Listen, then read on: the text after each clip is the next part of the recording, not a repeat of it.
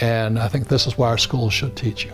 Instead of go to school, get a job, and get out of debt. Are you nuts? And save money. Are you nuts? It's crazy. And pay your taxes. Are you nuts? It's crazy, because the rich don't pay taxes, or they pay less taxes. So this is part of what you need to decide now, because if you keep doing what you're doing, you'll keep paying more taxes. And this is not according to me. This is according to the government and the tax department. So the tax department, which every country has taxes, they want to know what kind of income do you work for. So when you say to someone your age, or a child to the parent to the child, they say, let's go to school, get a job, they're working for this type of income. Earned income, as you can see from this diagram here, this is earned income here. And the first thing you pay is the highest taxes, because you worked for money. This portfolio income, it's also called capital gains. So if I buy a house for, let's say, $100,000, I sell it for $200,000, the $100,000 is capital gains. If I buy a stock for $10 and sell it for $20, the $10 is capital gains. This is the second highest taxed. So they're doctors, lawyers, highly educated people, and they have stocks. Most of these guys don't have stocks of the working class. They have a 401k, but they don't get the break. But these guys, if you're active in stocks and that kind of stuff, or flipping houses, you get a break. But what the really rich work for, passive income. And passive income, for me, I have a business. Whether I work or not, money comes in. And you've seen me, I'm not here, am I? No, never. Never. I've earned the right not to be here. Every year, my wife and I, Kim, we add more real estate. Also, we have commodity income from oil wells and things like this. Even the stock price of oil doesn't go up and down and all this, we still get this. But this is another type of income. This here, I won't get into, is called phantom income.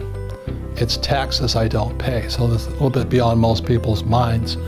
But let's say my tax bill is $100,000. By doing what the government wants here, the government may give me a $50,000 tax break. That means $50,000 in taxes I don't have to pay. So the $50,000 it didn't go to the government, it went back up here. So that's what financial education does. It teaches you about the financial statement, which is not taught in school. This is what they're teaching you to work for now. Ironically, when you save money and you have a 401k, this is the kind of income. So savings and 401ks are taxed the highest types of income. To me, it's stupid, but if you don't know any better, it's the saving money in what do you call that, 401ks is good. In Canada, it's called RRSP. In Australia, it's called the superannuation. But this is what most people have, because they went to school, they got a job. And then this is what the rich really have. It's passive, and it's because I'm an active investor. I don't buy this because this is passive investors. I am active, I'm professional in all of these areas. So I work for passive income, which means I'm not here. The check comes in, the checks come in.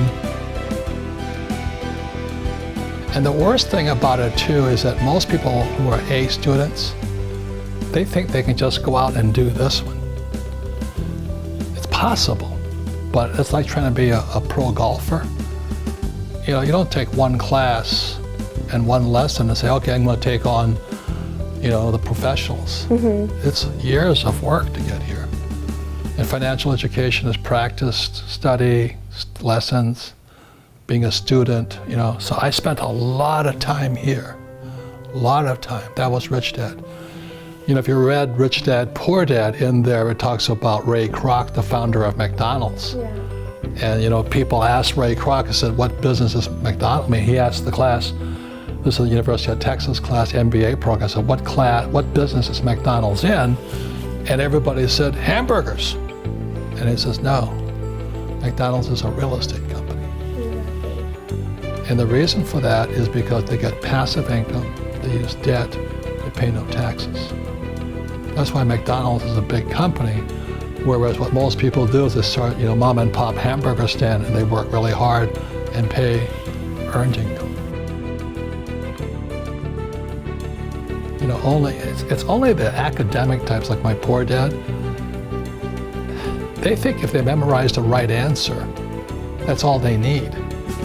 It's like the right answer for a golfer is hit the ball straight, keep it in the fairway, putt in one. Okay, that's the right answer. Trouble is you can't do it. And in the real world is what can you do? Deeds, not words. And our academic types who are running our government are just talk. They have no real world experience. And that is what's costing us the most money. We have A students running our government and our Federal Reserve Bank. That's the problem. So you understand now the rich don't work for money, but they work for different types of income. Yes. And do you understand the government wants us to do this? Yeah. That's why they give us tax breaks. It depends if your parents gave you a working class DNA. You got to work hard for money. And that's one of the biggest traps there is. You want to work for the right type of income, but not for money.